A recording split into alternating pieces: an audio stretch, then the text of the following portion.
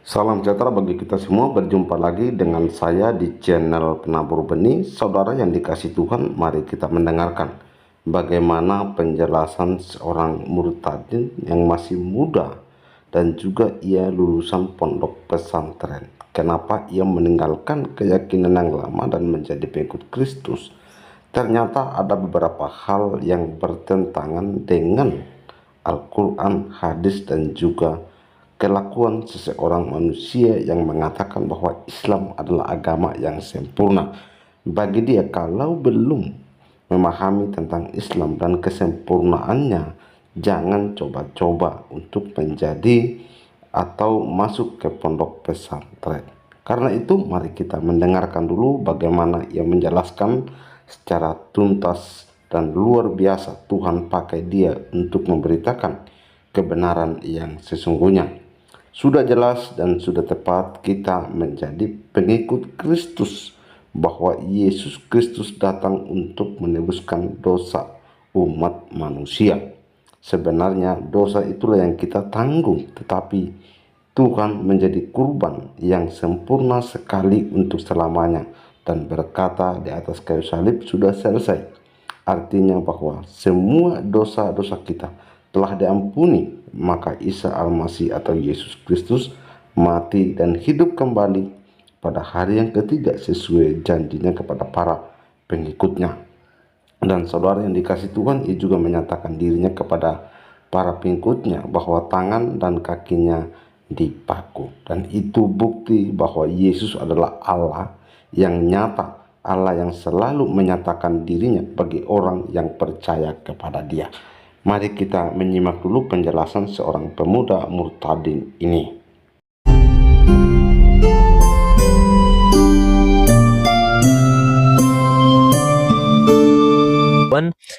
Mereka untuk mendistorsikan pemikiran anak muda menjadi orang-orang yang ngawur gitu loh. Dan ini terjadi kepada anak muda Gen Z dan Alpha. Makanya ketika kalian mendengar seruan ini dan kalian masih di dalam pondok, saya sarankan lebih baik keluar. Karena mereka itu kesesatan yang nyata ya. Karena mereka kesesatan yang nyata. Banyak sekali data yang telah saya kumpulkan, mereka itu membuat sebuah ritual yang menyesatkan. Banyak sekali. Islam agama yang benar menurut Al-Quran. Itu di Al-Quran ayat keberapa? Kalau agama Islam saat ini benar, lantas kenapa masih banyak kerusakan di dalamnya? Lantas kenapa masih membuat aneh-aneh gitu? Apalagi meledakkan diri di depan rumah kerohanian, lalu mengucapkan Tuhan yang maha besar. Apakah itu bagian dari kesempurnaan Islam? Kalau kamu merasa Islam sempurna, ya sempurna yang mana? Ya, cukup aneh menurut saya jika kamu mengatakan Islam yang sempurna. Atau bisa jadi kamu melihat kerusakan itu adalah bagian dari sempurna. Aneh banget. Islam saat ini tidak sempurna. Saya katakan Islam saat ini tidak sempurna, makanya hadirnya Imam Al-Mahdi untuk menyempurnakan kembali. Kamu berfahaman Islam saat ini adalah faham bukan yang Nabi Muhammad bawakan. Ini adalah karangan dari para ulama kalian Islam saat ini. Oke? Sehingga kalian dibodohi, kalian sangat-sangat dikelirukan oleh fahaman ulama kalian sendiri. Jadi harus sadar bagaimana Indonesia mau emas tapi generasinya saja bikin cemas. Jadi kalau kamu merasa benar Islam saat ini, buktikan kepada saya. Kita diskusi di sini secara sehat menggunakan data. Boleh yang mau naik silakan, mau naik multi ya, silakan multi. Bantu tap-tap dulu sampai 1000 2000, nanti saya naikkan orang untuk kalian yang mau naik ke atas kotak ya. Oknum itu bukan oknum ya. Kalau kamu masih mewajarkan sebuah oknum, saya rasa tidak sehat pemikiran kamu. Sama saja pemikiran kamu bejat, sama seperti ustadz-ustadz kamu sendiri. Wah, itu oknum, mewajarkan saja. Wajarkan saja itu oknum. Nah, saya beritahukan ya. Ini pabrik ya, produksi. Dan produksi akan mempunyai barang. Barangnya ini yang kamu katakan oknum. Oknum tidak akan menjadi produk yang baik jika pabriknya itu tidak baik. Oke? Makanya kita harus membenamkan pabriknya dulu nih, mengkritisi pabriknya. Jangan kamu salahkan oknumnya. Oknum tidak tahu menau. Kalau mereka berlaku seperti ini, itu karena lingkungan yang terjadi. Oke? Nah, lingkungan inilah yang harus dikritisi. Apakah pondok pesantren, apakah sebuah agama tidak boleh dikritisi? Layaknya sebuah politik saja yang boleh dikritisi sementara agama kebal daripada kritikan? Saya rasa tidak. Agama juga perlu dikritisi agar membangun kepada agama yang benar. Jika agama masih dikebal hukumkan, ya pada akhirnya kamu akan tidak maju dia dalam sebuah bernegara, dalam sebuah sosialis, dalam sebuah pendidikan. Karena kamu anti kritik. Padahal kritik itu adalah cara kita membangun sebuah evaluasi ke depannya. Jadi kalau kamu masih mewajarkan oknum, namun pabriknya tidak kamu kritisi, ini akan melahirkan oknum-oknum lain, berjuta-juta orang, beribu-ribu orang. Jadi kamu tidak dapat mewajarkan itu oknum. Jangan bejat lah, pemikiran jangan sampai bejat. Kalau kita melihat dalam Indonesia saat ini krisis identitas dan juga menjadikan kamu hanya mewajarkan sebuah oknum adalah kesalahan dalam berpikir. Pedoman agama itu Al-Quran. Ya Al-Quran yang mana? Al-Quran yang mana yang kamu katakan itu adalah sebuah pedoman? Coba bahas Trans 7 gitu. Sudah saya bahas mungkin ya di VT saya. Trans 7 memang benar, di atas kebenaran bahkan. Dan pondok memang tidak perlulah kita masuk ke dalam pondok atau kalian mempunyai pondok, udah buyarin aja pondoknya. Gak usah pondok itu mendorong kemunduran ya. Disayangkan sekali jika anak kamu, ibu bapak masuk ke dalam pondok dan kamu tidak tahu apa di dalam pondok tersebut. Kamu tidak mereview pondok itu apa sih sebenarnya isi di dalamnya. Jadi saya rasa cukup ironis kalau masih ada anak muda ya seperti saya, Gen Z dan Gen Alpha masuk ke dalam pondok. Nah, miris, lebih baik keluar dan cari guru, moderator untuk dididik secara private atau privat seperti itu ya. Jangan kemana-mana dulu, tanda muncul di saat Mekah sedang kacau. Ya Mekah saat ini juga sedang kacau. Kalau kamu katakan Mekah saat ini tidak kacau, ya kacau juga Mekah. Coba bacot di jalan nyata. Iya ya, saya bisa untuk berdiskusi secara sehat. Dan kalian untuk mau berdiskusi silahkan naik saja ya ke atas komal sini, kita diskusi secara sehat. Maghrib woy, ngoceh mulu. Kalau kamu gak suka gak apa-apa. Komal hama. Bro, kau jebolan zaitun apa ya? Bukan ya, saya bukan jebolan zaitun ya. Saya dulu berfahaman Ahlussunnah wal Jamaah. Kapan ke Lirboyo Om, ditunggu buat diskusi. Boleh. Mau Lirboyo, Lirbiji, tidak ada apa-apanya ya. Tidak ada apa-apanya, sangat kecil. Menurut saya, pondok pesantren tidak mendapatkan atau tidak membuat sebuah perubahan di Indonesia. Dan tidak layak juga kita banggakan bahwa saya santri nih. Bullshit ya. Kalau saya katakan, wah saya santri nih, bangga nih. Ya apa yang lu punya? Apakah lu menciptakan AI? Apakah lu menciptakan robotik? Sehingga sebangga itu jadi santri. Padahal, santri ini dipakai keilmuannya ya ilmu di abad ke-7, abad ke-8 lagi. Mandek jadinya, otaknya tuh mandek. Ujungnya apa? Ujungnya banyak sebuah ya kerusakan lagi di dalam pondok tersebut. Sangat pusing saya kalau membahas pondok karena memang tidak sehat dan memang harus dibubarkan. Sekarang naikin gua udah multi ya, kebanyakan ngomong loh. Terus Anda bangga karena apa? Saya tidak bangga dengan apapun ya. Saya bangga karena mengikuti Imam Al-Mahdi yang diutus oleh Nabi Muhammad SAW. Assalamualaikum, waalaikumsalam, El Nur. Oh pusing berarti ilmu lu kebablasan. Lah, di mana dibablasnya ilmu saya? Saya memberitakan kebenaran saja kok. Naikkan aku Tun. Boleh. Silakan, boleh naik silakan. Siapa dulu nih yang mau naik nih?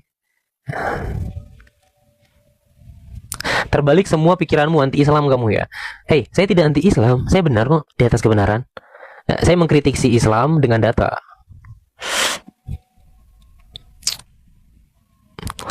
Tutur kata sangat sopan. Iya, terima kasih ya. Memang seperti ini cara kita berbicara.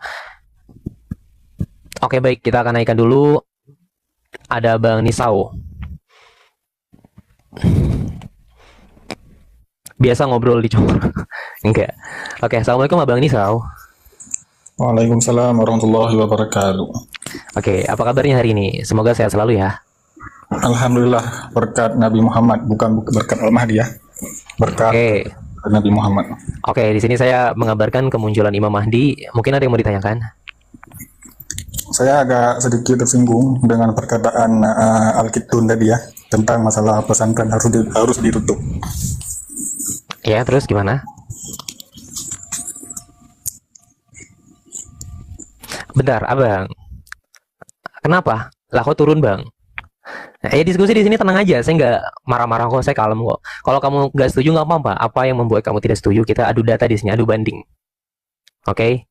Nggak apa-apa. Kalau kamu merasa tidak setuju dengan statement saya, kamu bisa bantah dengan statement kamu yang lebih baik.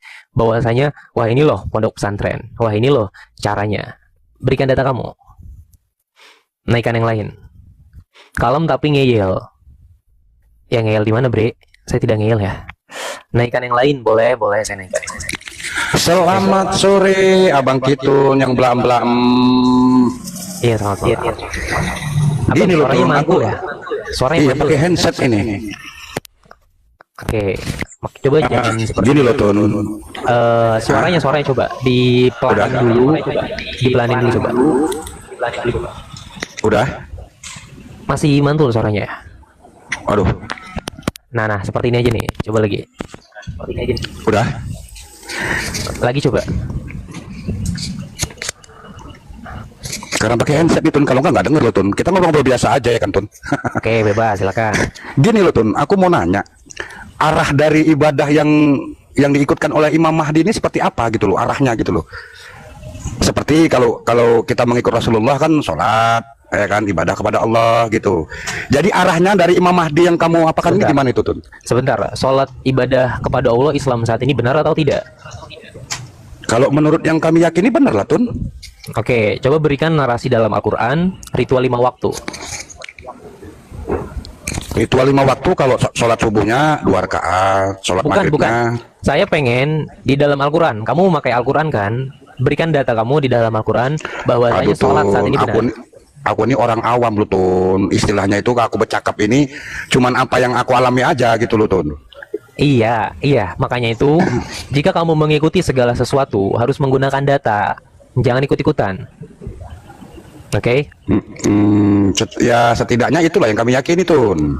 oke. Sekarang Kalau kita data fokus itu- dulu. Sebentar, abang. Mm, mm, Kita fokus dulu kepada utusan ya, karena topik saat ini yaitu utusan Imam Al-Mahdi. mm. Nah, saat ini Imam Mahdi telah muncul. Abang percaya Imam Mahdi atau enggak? Kalau menurut hadis yang pernah aku dengar, memang ada sih kemunculan Imam Mahdi yang ciri-cirinya dia itu bawa pedang di tangan kirinya, kan gitu. Ini yang aku tahu sih. Abang, oke. Abang mungkin saat ini masih baru mendengar ya rumor-rumor tentang hal tersebut, tapi belum mengkaji lebih dalam seperti itu. Ya kalau masalah mengkajinya belum sih. Oke, Ini kan aku gini loh, Tun. Aku ini cerita orang awam aja, yang artinya itu yang aku tunjalan ibadah itu memang yang udah bukan, Bang. diperintahkan. Hal-hal seperti itu yang tadi abang katakan itu tidak terlalu penting, karena yang paling penting adalah kita mencari utusan yang diutus oleh Nabi Muhammad. Oke, misalnya abang nih di era Nabi Muhammad dan ada Abu Jahal dan pemuka lainnya agama, apakah pantas mengikuti mereka atau Nabi Muhammad yang diutus? Seharusnya Nabi Muhammad. Oke, sama halnya kita breakdown di era Nabi Musa dan ada pemuka agama di era Fir'aun, apakah pantas mengikuti mereka atau Nabi Musanya? Seharusnya Nabi Musanya. Nah, sama halnya di era saat ini ketika Imam Mahdi muncul yang diutus oleh Allah Subhanahu wa taala dan ada pemuka agama, entah itu ulama, ustadz-ustadz yang tidak dilantik, apakah pantas mengikuti mereka atau Imam Al-Mahdi yang diutus? Oke. Jadi, sebuah teritorial sejarah ini menunjukkan pentingnya seorang utusan dibanding ritual ibadah yang kamu lakukan. Oke? Ritual ibadah tidak terlalu penting untuk hal-hal yang kosmetik seperti itu. Kenapa? Karena dalam Al-Quran dikatakan bahwasanya iblis dikeluarkan daripada surganya Tuhan karena tidak mentaati Adam sebagai khalifah di atas muka bumi. Oke? Itu pentingnya. Dan juga narasi Nabi Muhammad berkata, apabila kamu tidak mengikuti Imam Al-Mahdi yang aku utus, maka kamu akan mati dalam keadaan jahiliyah. Jadi bukti-bukti yang mengatakan sebuah ritual ibadah itu sangat tidak kuat datanya dibanding adanya seorang utusan yang diutus oleh Tuhan. Jelas? Ya. Ya maksudnya gini loh, Tun. Dari yang udah dari kita dari kecil memang iyalah belum salah kapah masuk Islam ya kan. Artinya itu kita hanya dari pengikut Imam Syafi'i ya, yang dimana memang itulah yang diajarkan sama kita gitu, dari mulai sholat yang gerak-gerik sholat gitu loh. Iya, saya paham akan hal itu. Namun, abang, Syafi'i juga itu tidak diutus oleh Nabi Muhammad. Syafi'i, Hambali, Hanafi, dan Malik ini adalah orang-orang yang tidak diutus oleh Nabi Muhammad. Maka tidak pantaslah kita mengambil poin-poin daripada mereka. Oke? Mereka melakukan Iya. fatwa. Ya gini loh Tun, makanya aku nanya ibadah yang kalau kita menjadi pengikut Imam Mahdi, ibadah yang dilaksanakan itu seperti apa ibadahnya gitu loh Tun. Maksud aku, Iya, apakah itu- seperti sholat ini juga atau cuma sekedar taat kan gitu? Iya, betul. Jadi bentuk Itu yang menjadi pertanyaan aku di situ Tun. ya, oke. Bentar, saya mute dulu, Abang. Suaranya agak terlalu ramai. Nah, jadi bentuk cara ibadah kepada Imam Al-Mahdi saat ini, ketika kamu telah masuk terlebih dahulu kepada agama ini. Oke? Sebab Nabi Muhammad berkata, apabila Imam Mahdi muncul, dia akan membawa agama baru, syariat baru, dan kitab yang baru, yang sulit diterima oleh bangsa Arab. Jadi, beliau menggunakan sholat, puasa, haji, umroh, dan lainnya. Namun, caranya berbeda. Oke? Mungkin bentuk peribadahan kamu yaitu ritual 5 waktu. Namun peribadahan kami, sholatnya adalah bentuk ketaatan dan patuh terhadap putusan. Kenapa kami tidak melakukan ritual 5 waktu lagi? Karena sebab musababnya Ka'bahnya palsu. Oke? Itu poinnya. Yang kedua, karena kami setelah mempunyai seorang utusan, maka kami mentaati apa yang beliau katakan. Apa yang dihalalkan maka halalah, apa yang diharamkan maka haramlah. Jadi bentuk cara kami sholat ibadah adalah keterhubungan spiritual kepada beliau, figur yang diutus. Sama halnya di era Nabi Muhammad, ketika Nabi Muhammad pada periode awal sampai tahun ke-13 belum ada ritual 5 waktu. Lantas bagaimana sahabat Nabi Muhammad cara sholatnya itu bagaimana? Sholatnya mereka adalah mentaati Nabi Muhammad sepanjang dakwahnya yang begitu panjang. Oke, itulah esensi sholat sebenarnya. Bentuk tunduk, taat, patuh, berserah kepada utusan. Itulah yang dikatakan sebagai Islam. Seperti itu, Abang. Mungkin boleh buka mic lagi, Abang Dedi. Jadi di situ letak kesempurnaannya nggak ada lah Tun. Artinya itu begini ya. Kalau yang ibadahnya yang menurut kamu, oke, gini loh Tun. Kita tahu ada mungkin di Al-Quran aku lupa. Itu Ka'bah itu memang bakal hancur Tun. Aku tahu. Jadi aku ngerasa gini, kalau kamu nyebarkan Ka'bah itu palsu, aku nggak ambil peduli. Karena Ka'bah yang di hatinya orang mukmin itu yang dijaga sama Allah Tun. Nah itu kalau aku pribadi, mau kamu ngomong Ka'bah itu palsu, tapi ada juga di Al-Quran yang mengatakan kalau Ka'bah itu bakal hancur. Cuman yang dijaga sama Allah, Ka'bahnya hati orang mukmin. Itu di kolbi, hati. Itu di mana datanya? Itu di mana datanya? Saya lupa Tun, cuman ada di Al-Quran. Iya, Cuman kamu saya nggak boleh lupa. statement. Sebentar, kamu nggak boleh statement tanpa ada data. Kalau nggak ada data Nggak ya? boleh. Iya dong, nggak boleh. Iya, tapi masalahnya kan tadi aku udah naik Tun. Aku ini orang awam yang cuma denger-denger. Iya, kamu nggak boleh berlindung di kata orang awam dan kamu berstatement dengan hal seperti itu. Ini yang membuat para generasi akan menjadi sesat karena ucapan orang awam yang tanpa memfilterisasi. Oke? Kamu harus memfilterisasi dengan ucapan para ustadz dan ulama. Jangan kamu telan mentah-mentah. Kamu harus tanya, di mana datanya wahai ulama, wahai ustadz? Dan ketika kamu mengetahui datanya di dalam kitab ini dan itu, oke nggak apa-apa. Tapi pada saat ini generasi di era saat ini hanya menelan mentah-mentah, saking tidak peduli dengan ini datanya valid atau tidak. Secara objektif mereka tidak memilah dan memilih. Seperti itu. Nah, iya Tun, nanti sekali-sekali aku naik bawa data. Ada di Al-Quran itu memang Ka'bah itu bakal hancur. Ada, tapi yang dijaga sama Allah, Ka'bahnya hati orang mukmin, yang dia tuh nggak hancur. Itulah di hati. Nggak bisa Abang. Nggak bisa ya, cuma nanti gini loh Tun, nanti sekali lagi kalau aku naik, ku bacakan ayat berapa di Al-Quran kalau Ka'bah itu memang hancur gitu. Oke, nggak apa-apa, boleh silakan. Namun pada akhirnya memang syarah saat sholat yaitu menghadap kiblat. Nah, ketika kiblatnya telah hancur, maka tidak lagi dapat kita memvonis itu benar atau sah, oke? Karena Tapi Ka'bahnya gini loh hancur. Tun, Allah menciptakan segala sesuatunya kan berpasang-pasangan. Allah maha mengetahui memang Ka'bah itu hancur, tapi yang dijaga Allah tuh hatinya Ka'bahnya orang mukmin. Abang, Gitu, saya Ton. tadi tanya kepada kamu. Saya tanya kepada kamu, ya datanya mana? Biar saya tahu juga. Kalau abang bicara terus-menerus tanpa data, ya debat kusir namanya. Oke, siap Tun, siap nanti kapan-kapan aku naik, aku bawalah datanya ya Tun. Ya, Ini kan cerita-cerita orang-orang yang nggak berilmu aku nih Tun, maklum aja lah. Ya kan? oke. Kayak mana nih Tun? Aku mau turun atau aku mau nongkrong di sini atau gimana ini? Ya udah, kamu di sini juga nggak apa-apa. Biar saya naikin yang lain. Oke, siap Tun. Oke, siap. Jadi itulah pertanyaan-pertanyaan. Aku sering lihat kamu lo Tun, pertanyaan-pertanyaan itu kok timbul kalau memanglah Imam Mahdi bener kan gitu. Ibadah seperti apa sih yang disempurnakan oleh Imam Mahdi ini gitu loh Tun. Iya. Apakah seperti sholatnya sama atau enggak atau gimana kan gitu. Jadi yang dikatakan kalau Rasulullah Muhammad Shallallahu Alaihi Wasallam itu udah sempurna, berarti Imam Mahdi diutus mau lebih sempurna lagi kan begitu? Seperti apa ibadahnya gitu loh, Tun? Iya betul betul. Memang ia menyempurnakan kembali Islam yang tidak sempurna saat ini. Oke, beliau bukan ingin merusaknya ya, tapi ingin memperbaharui sebuah kerusakan yang telah terjadi. Seperti itu. Makanya saya katakan hadirnya Imam Mahdi adalah kabar gembira umat Islam jika mereka melihat dengan kacamata, dengan bukti data yang begitu jelas. Ya memang Islam saat ini tidak sempurna. Saya katakan tidak sempurna.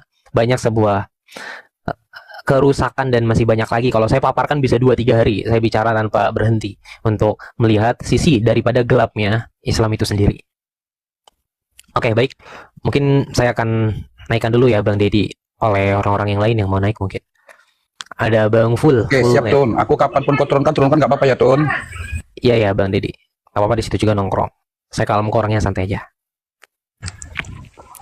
Oke, assalamualaikum Abang Full. Waalaikumsalam warahmatullahi wabarakatuh. Oke, apa kabarnya hari ini? Semoga sehat selalu ya. Alhamdulillah baik.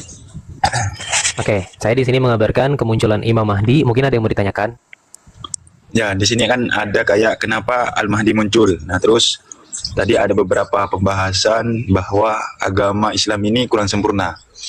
Saya minta titik kecilnya gitu. Titik kecilnya kenapa Anda itu mengatakan bahwa Islam ini masih kurang sempurna gitu. Iya. Poinnya banyak sekali ya. Kalau Abang lihat dalam beberapa tragedi kebelakangan ini ya banyak terkeliru daripada ulamanya, daripada ustadz-ustadznya. Itu memang menyatakan karena karena figur-figur mereka menjadikan Islam tidak sempurna. Itu salah satunya. Dan yang lebih sangat fundamental yaitu tentang Ka'bah. Ka'bah ini adalah Ka'bah yang palsu saat ini yang kamu ibadahi. Seperti itu. Nah, ya saya hanya ingin bertanya, kenapa Ka'bah ini Anda anggap itu palsu? Ya, kita harus menggunakan data untuk kepalsuan atau sebuah kebenaran tersebut agar kita dapat menjustifikasi memang tidak sempurna Islam dan memang palsu. Boleh ya? Nah, boleh datanya dikeluarkan seperti apa data yang yang Anda akan munculkan. Saya ingin tahu datanya itu seperti apa ketika Anda mengatakan Ka'bah itu ya palsu gitu. Datanya itu seperti apa gitu. Ya, Abang, kita dapat melihat dalam sebuah bukti sejarah atau bukti daripada dalil, entah itu Al-Quran, narasi hadis. Abang mau pilih dari mana dulu? Terserah. Terserah, mau yang dari Al-Quran terlebih dahulu atau dari hadis dahulu. Nah, coba itu. Oke, kita melihat dalam bukti teritorial sejarah dulu mungkin ya. Ini Ka'bah hancur di era setelah kewafatan Imam Husain di Karbala. Jadi kehancuran Ka'bah ini memakan waktu sekitar 7 bulan lamanya ya. Pada tahun 692 Masehi, estimasi peperangan terjadi bulan Maret sampai di bulan Oktober dan runtuh di bulan November. Oke, Ka'bah. Nah, ini yang menyerang Ka'bah tersebut. Abang boleh lihat nanti saya berikan kitabnya ya untuk buat Abang baca sendiri. Ini yang menyerang Ka'bah. Tunggu, apa namanya? Kira-kira apa nama kitab yang menyatakan Ka'bah itu hancur, lalu lalu tadi apa namanya langsung divonis Ka'bah itu lalu dianggap palsu? Apakah letak Ka'bahnya itu berpindah dari waktu Ka'bah hancur itu? Atau kalau memang pindah dari titik mana ke titik mana gitu? Oke. Ka'bah yang asli dulu ya, kita melihat Abang ya. Ka'bah yang asli itu bukan berada di Hijaz saat ini atau Arab saat ini. Ka'bah yang asli itu berada di kota Petra, Jordania. Nah, itulah Ka'bah yang asli. Nah, dulu Nabi Muhammad lahir di sana, bukan di Mekah saat ini. Oke? Karena kalau kita lihat Abang sendiri lah nanti searching di kanal YouTube yang telah menelusuri lebih dalam 30 tahun tentang Ka'bah asli atau tidaknya, yaitu Dan Gibson, nama kanal YouTube-nya. Beliau juga ini adalah seorang Islam atau Muslim, mengkaji dengan begitu lamanya dan dapat menyimpulkan memang Ka'bah saat ini adalah Ka'bah yang palsu. Seperti itu. Lah, Kalau bukannya sejarah Rasulullah itu sudah ditetapkan bahwa Rasulullah itu lahir di Madinah, Mekah, kok Madinah? di kota Mekah, di kota Mekah. Tepatnya ya di Ka'bah itu kan berdampingan di waktu itu. Ada sejarah yang bukan mengatakan memang itu sejarahnya gitu, bahwa ada peperangan atau disebut dengan peperangan gajah di waktu itu kan, ada pasukan-pasukan gajah. Dan terus di era itu memang nyata itu sudah dicantumkan juga, sudah ada datanya seperti itu. Terus apa hal itu baru diteliti sekarang atau dalam waktu tadi siapa namanya yang meneliti itu kan masih baru.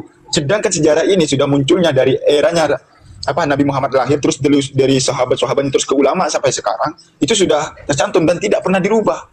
Kenapa sekarang baru berubah di era-era yang masih baru ini? Maksudnya seperti itu.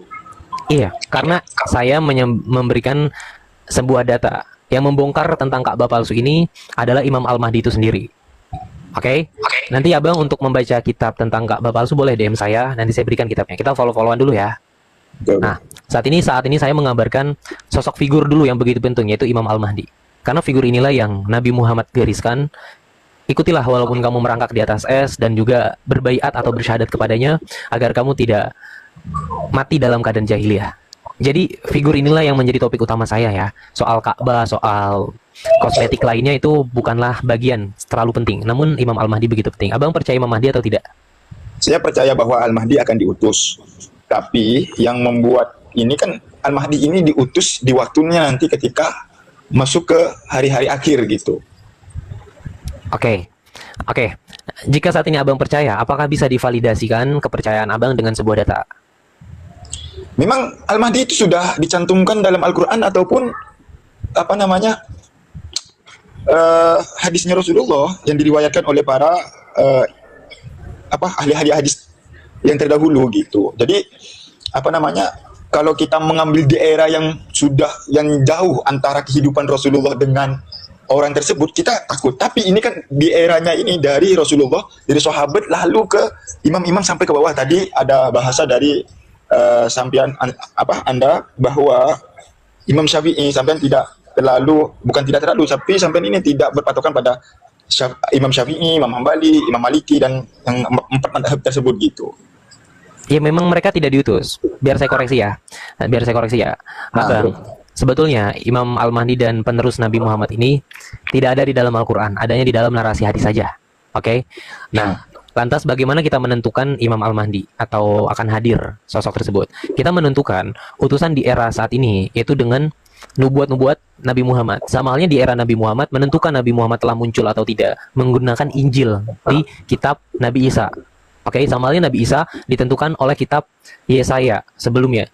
Jadi, kalau abang mengatakan belum hadirnya atau belum saat ini, apakah bisa dibuktikan dengan sebuah data agar kita dapat memberikan sebuah kajian hari ini dengan baik? Data yang seperti apa itu? Maksudnya data yang datanya seperti apa gitu? Iya, abang kan mengatakan bahwasanya Imam Mahdi saat ini belum muncul. Oke, kalau abang katakan belum, lalu kapan munculnya Imam Al-Mahdi menurut nubuat yang Nabi Muhammad tetapkan? Itu nanti di akhir-akhir hampir-hampir atau masuknya ke tanda-tanda hari kiamat kan, atau nanti setelah hari kiamat mau sudah mendekat seperti itu kan. Cuman hal itu tidak bisa dipastikan karena kita memang tidak ada kepastian untuk menetapkan Imam Al-Mahdi itu akan keluar kapan. Memang kalau memang ada data yang mengatakan Al-Mahdi itu datangnya pada tanggal berapa, hari apa, bulan apa, di tahun berapa, orang pasti tahu semua dong kan, seperti itu.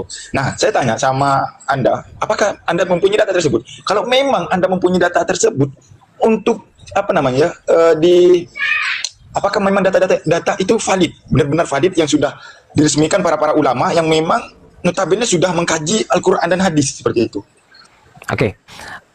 Kita menentukan kebenaran data ini bukanlah dari rujukan para ulama atau para agamawan. Justru kalau abang lihat dalam teritorial seluruh nabi atau rasul yang hadir, yang menjadi penentang barikade paling depan kepada mereka adalah para agamawan, para pemuka, para ahlul kitab.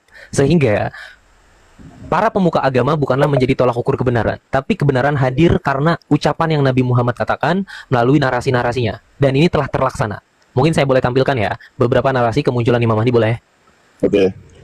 Oke, baik.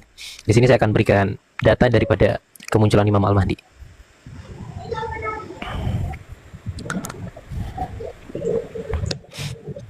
Abang ini orang mana, Bang? Saya orang Kalimantan Barat. Oh, Kalimantan Barat. Oke, baik ya.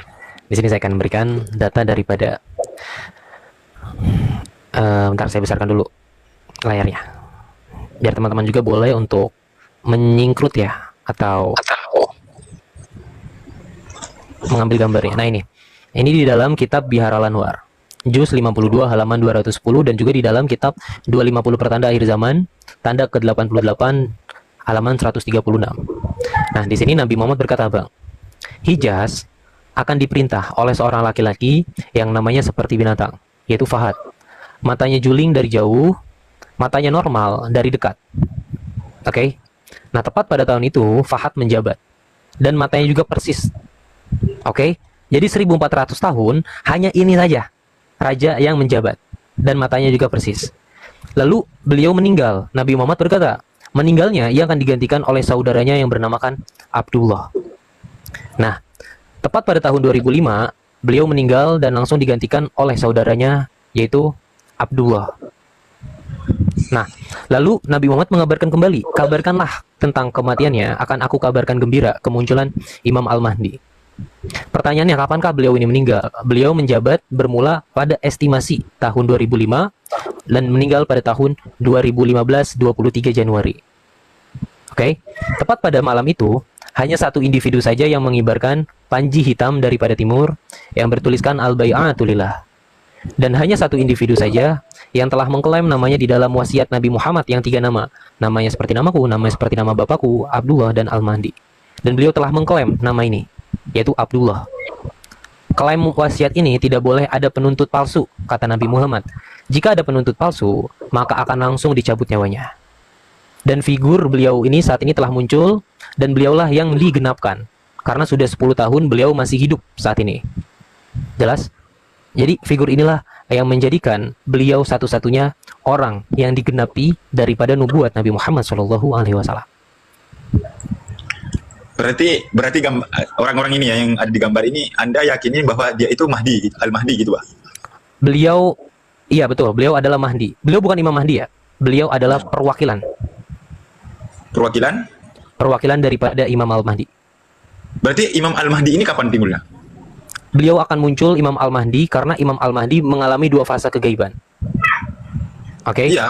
Jadi kan kalau memang Anda memang mempunyai data yang valid, otomatis Anda pasti tahu tuh kapan. Nah, ini kan kata dari Anda juga ada perwakilan. Apakah bisa hal-hal yang seperti ini yang menyangkut keagamaan dan keyakinan manusia itu diwakilkan seperti ini? Dan tadi Iya, tadi mengatakan bahwa Imam Syafi'i tidak diutus. Memang Imam Syafi'i bukan langsung Rasulullah yang mengutus, tapi Imam Syafi'i atau 4 mazhab tersebut mempelajari dari alur-alur yang sudah bersanad, yang sudah nyambung dari guru ke guru, nyambung ke Rasulullah. Nah, itu udah pasti. Nah, sekarang kitab Al-Anwar ini yang sampai kasih tahu ke saya yang seperti gambar itu kan terjemah bahasa Indonesia.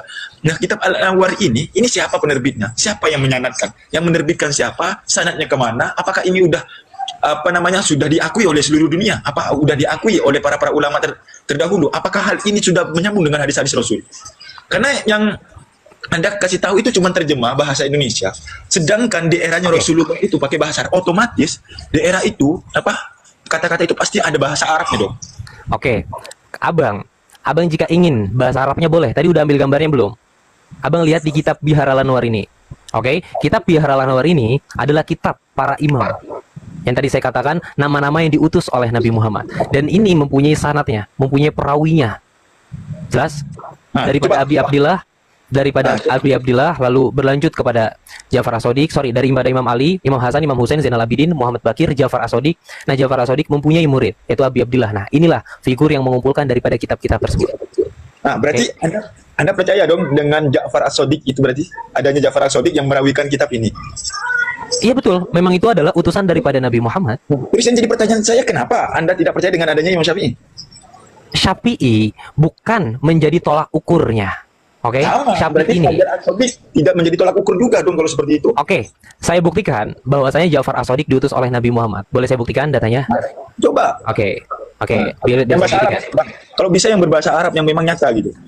Abang di sini room Indonesia. Saya menggunakan bahasa Indonesia. Ada komal kami dalam bahasa Arab juga ada. Kalau abang pengen ke dalam bahasa Arab. Nah, coba duanya ditimbulkan datanya. Bang, di sini saya menggunakan data bahasa Indonesia. Abang harus pahami. Nanti kalau abang pengen beli kitabnya sendiri, cari sendiri. Oke? Nah, boleh coba. Nah, di sini saya akan buktikan. Terpujilah nama Tuhan kita Yesus Kristus. Saudara yang dikasih Tuhan, ternyata Tuhan kita adalah Tuhan yang dahsyat. Satu persatu melalui media sosial Tuhan pakai untuk menjadi saksi kepada banyak orang. Apa yang ia sampaikan ini adalah dia membantah bagi orang-orang muslim yang selalu mengatakan bahwa Islam adalah agama yang sempurna karena tidak sesuai dengan apa yang tertulis dalam Quran maupun dengan kenyataannya saat ini, di mana kita mendengarkan yang mereka anggap sempurna ternyata justru melakukan banyak sesuatu yang fatal dan dipublikasikan di banyak media sosial, terkhususnya pelecehan terhadap anak-anak yang masih kecil dan dicabuli oleh ustadz-ustadznya yang tidak bertanggung jawab, dan itu adalah oknum-oknum yang memang mempermainkan agama dan memakai agama sebagai atributnya untuk menutupi kebohongan-kebohongan yang ada dan bahkan menutupi kebodohan mereka. Dan apa yang ia jelaskan bahwa itu banyak orang yang disadarkan ketika ia menyampaikan akan hal tersebut.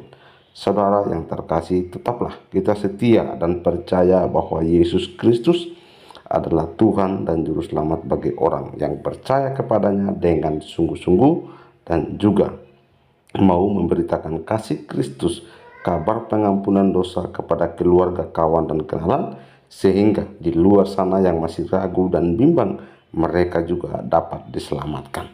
Semoga video ini juga boleh mencerahkan kita semua dan menyadarkan untuk mencari jati diri dan juga menemukan kebenaran yang sesungguhnya bahwa hanya terdapat di dalam Tuhan kita Yesus Kristus. Karena perbuatan baik, amal kesalehan kita tidak cukup untuk melunaskan dosa-dosa umat manusia, melainkan percaya kepada Yesus Kristus adalah Tuhan yang satu-satunya jalan kebenaran dan hidup.